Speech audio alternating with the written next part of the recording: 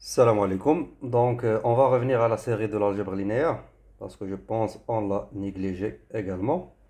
Et donc, je pense on s'est arrêté dans la démonstration de la proposition qui dit que le couple XY, en le prenant bien sûr comme une famille de vecteurs, il y est seulement si ces deux vecteurs ils sont proportionnels. D'accord? Donc, du coup, on a tout simplement dit que la proportionnalité en termes bien sûr de deux vecteurs, c'est tout simplement la notion de la famille liée. On a bien sûr, je pense, démontré la première implication, c'est-à-dire en partant du fait que la famille liée implique que les deux sont proportionnels. Maintenant, on va faire l'inverse. Donc, bien sûr, en supposant cette fois-ci que le x et le y sont proportionnels au collinéaire, donc on va dire que x et y sont proportionnels. Qu'est-ce que cela veut dire? Cela veut dire que, en fait, déjà c'est le y, on peut voir ça en deux cas. Si un de ces vecteurs, par exemple, si le y est égal à zéro, ceci bien sûr implique que la famille est forcément liée, d'accord? Donc, parce que rappelons que dans ce cas-là, si le y est égal à zéro, dire que la somme de lambda i, voilà, c'est pas ça vraiment, on va dire que lambda 1 x plus lambda 2 y égale à zéro. Le fait que y est égal à zéro, ça va impliquer que le lambda x est égal à zéro, d'accord? Et le lambda x est égal à zéro pour tous les lambda, d'accord? Quel que soit lambda dans K. C'est-à-dire que pas forcément lambda A est égal à zéro, d'accord? Ce qui va dire qu'elle n'est pas libre, ça veut dire qu'elle est liée. Donc du coup, si le y est égal à zéro, alors forcément la famille xy est une famille qui est liée. Donc très bien. Maintenant, si le y est différent de zéro, ceci va impliquer que il existe bien sûr, dans ce cas-là, il existe un lambda dans K tel que le x il va être égal à lambda y, d'accord? Dans ce cas-là, parce qu'en fait, ils sont proportionnels, d'accord? Donc, du coup, si le y est différent de zéro, c'est important qu'il soit différent de zéro pour conclure cette dépendance ou bien cette proportionnalité. Et donc, du coup, si on a le x est égal à lambda y, ce qu'on peut faire, c'est qu'on peut considérer la combinaison 1x moins lambda y qui va être tout simplement est égal à zéro. Parce que le x est égal à lambda y, ça veut dire que le 1x est égal à lambda y, ça veut dire que le 1x moins lambda y est égal à zéro. D'accord? Donc là, c'est juste pour vous montrer cette implication. Et donc, du coup, le fait qu'on a trouvé deux coefficients, ou bien voilà, deux scalaires qui sont non nuls, pas forcément le lambda, bien sûr, il peut être égal à zéro, mais qui ne sont pas tous nuls, d'accord? C'est ça l'idée, d'accord? Parce que c'est pas que on doit avoir tous les coefficients, bien tous les scalaires qui doivent être non nuls. C'est au moins un qui est non nul, bien sûr, on a bien sûr l'implication que ceci implique que la famille est liée. Donc on va dire que le xy est lié. Et donc voilà, donc du coup, dans cette démonstration, on a considéré le y, bien sûr, possibilité que soit y est égal à zéro ou y est différent de zéro. Et dans les deux cas, on a trouvé que la famille est liée. Et il faut juste noter qu'il n'y a rien de particulier sur le y. On pouvait faire ça avec le x, d'accord? Mais bon, l'idée c'est quoi? C'est que si un est égal à zéro, et le cas, bien sûr, c'est il est différent de zéro. Donc j'espère que ça soit clair. On va voir une autre propriété qui est importante, c'est que en fait, quand on considère une famille qui est libre, d'accord, si on réduit cette famille, c'est-à-dire que si on considère une sous-famille de cette famille, ou bien voilà, une partie de cette famille, est-ce qu'elle va être libre? Est-ce qu'elle va être liée? Bien sûr, elle va être libre. Il n'y a aucune possibilité que si tu réduis la famille libre, tu vas trouver un truc qui est lié, d'accord? Parce que déjà, le fait que la famille est libre, ça veut dire que, bien sûr, on va dire la forme la plus réduite, on va dire, on va dire, c'est-à-dire que à chaque fois que tu vas réduire, à chaque fois que tu vas exclure des éléments de la famille libre, tu vas toujours trouver une famille qui est libre. D'accord? Donc il n'y a aucune possibilité que tu vas trouver une famille qui est liée. Par contre, quand tu fais une surfamille de la famille libre, tu ne peux pas conclure parce que tu peux créer encore une famille qui est libre, d'accord? Comme tu peux tout simplement créer une autre famille, bien une nouvelle famille qui est liée, d'accord? Donc en ajoutant des éléments à la famille, tu ne peux pas être sûr que la famille soit libre. Par contre, quand tu fais une surfamille d'une famille qui est liée, tu vas toujours trouver des choses qui sont liées, d'accord? Parce qu'en fait, là je remarque, je constate que je parle sans écrire. Donc en gros, c'est que si on a le A qui est libre, D'accord? Une famille qui est libre, on va l'écrire sous forme d'une famille, bien sûr. On a x1 par exemple jusqu'à xn qui est libre. Bien sûr, ça, j'ai pas mentionné, il faut qu'il soit fini. Parce qu'en fait, jusqu'à maintenant, on suppose toujours que les familles sont finies. Parce que les cas infinis, comme j'ai dit, ça ne nous intéresse pas. Donc, du coup, si la famille, si on a cette famille qui est libre, si en fait, on peut, par exemple, on choisit la famille x1 jusqu'à xn-1, on s'arrête à xn-1, on élimine le xn, ça va être libre.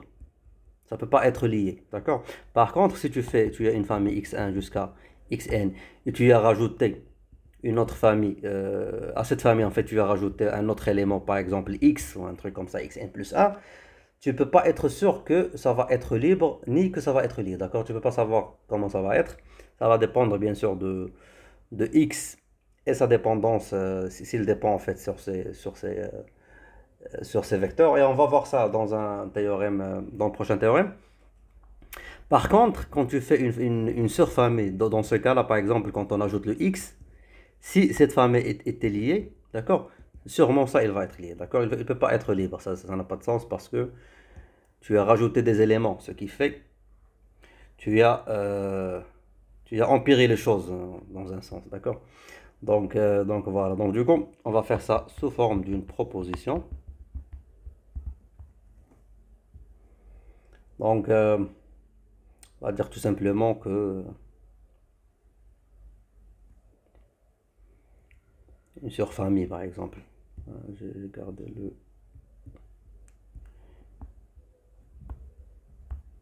une sous-famille d'une famille libre et libre, ça premièrement, et deuxièmement, une surfamille d'une famille libre, d'une famille pardon, qui est liée et liée. Donc voilà, donc comment on va démontrer ça? La démonstration elle est simple, il suffit juste de voir que d'abord si la famille déjà est vide, d'accord? Donc on va commencer par le premier point, bien sûr.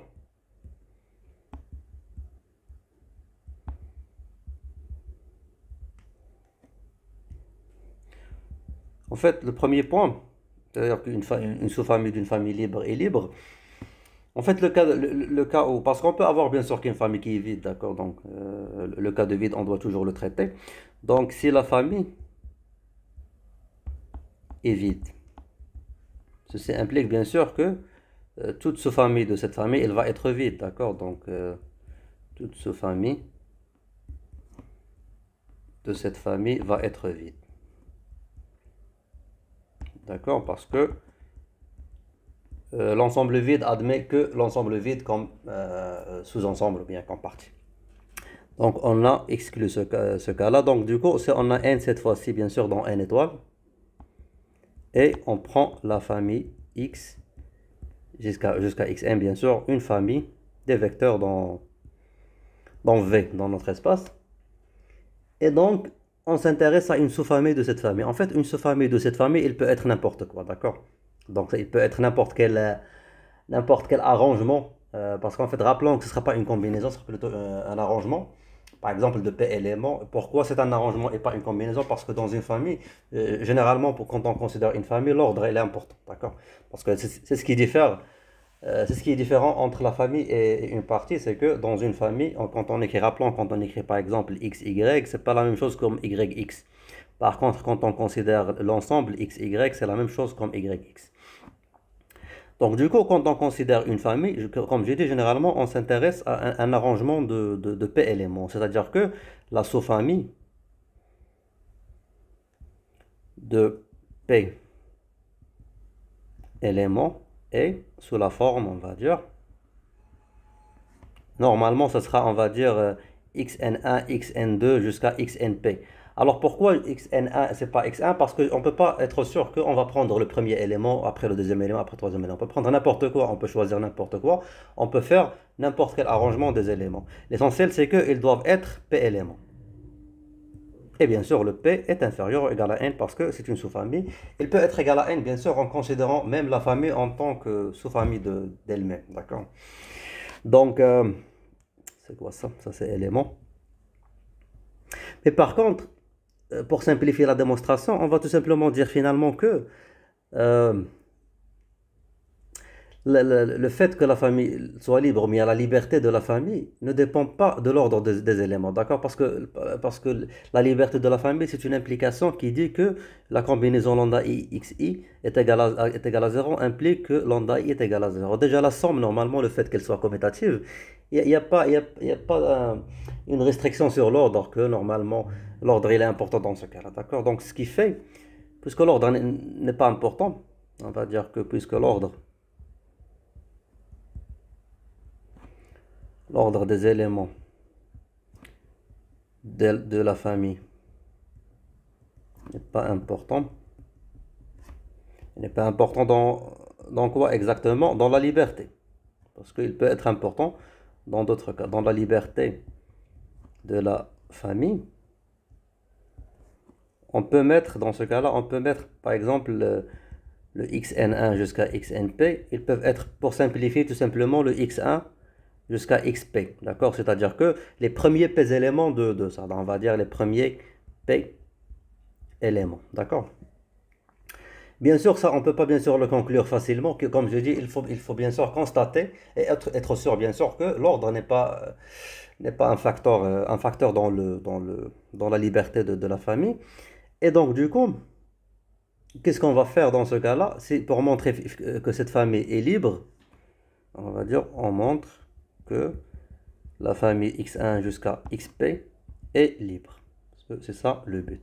Alors pour montrer qu'elle est libre, il suffit juste de, bien sûr, faire, si la somme de i est égale à 1 jusqu'à p de lambda i xi est égal à 0, ça doit impliquer que les lambda i est égal à 0, quel que soit i, de 1 jusqu'à p. D'accord? C'est ce qu'on doit bien sûr avoir. Et donc, pour pouvoir bien sûr utiliser la liberté de la grande famille, de la famille parente, on a besoin d'avoir la somme jusqu'à n. Donc ce qu'on va faire, c'est que on prend des scalaires lambda i est égal à 0 pour tous les i qui sont entre le p plus 1 jusqu'à n. Donc en fait, ce qui vient après le p jusqu'à le n, donc le p plus 1, p plus 2 jusqu'à n, on va prendre des scalaires qui sont est égal à 0. Ça ne nous importe pas parce que finalement, on s'intéresse à des lambda i entre 1 et p. Et on considère la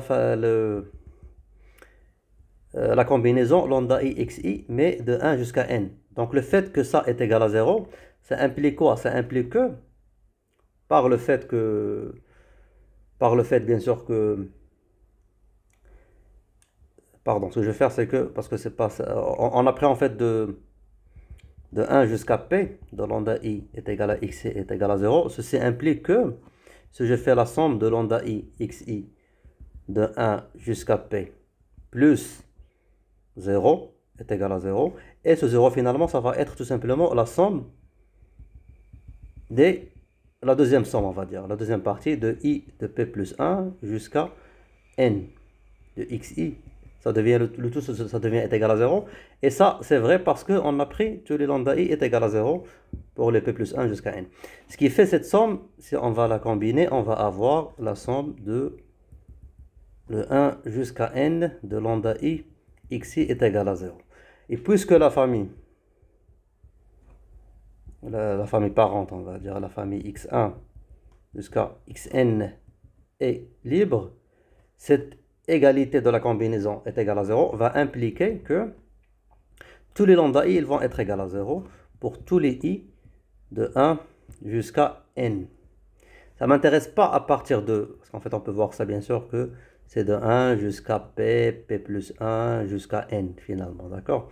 Ça ne m'intéresse pas parce que de toute façon c'est moi qui ai imposé que ce lambda i soit égal à 0. Par contre, ces lambda i, il m'intéresse. Donc ceci implique que lambda i est égal à 0, quel que soit i, de 1 jusqu'à p.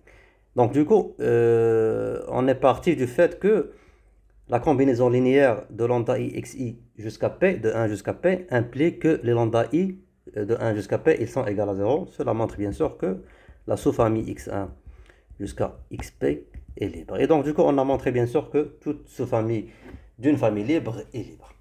Donc, pour le deuxième cas, on va le faire dans la vidéo prochaine, Inch'Allah.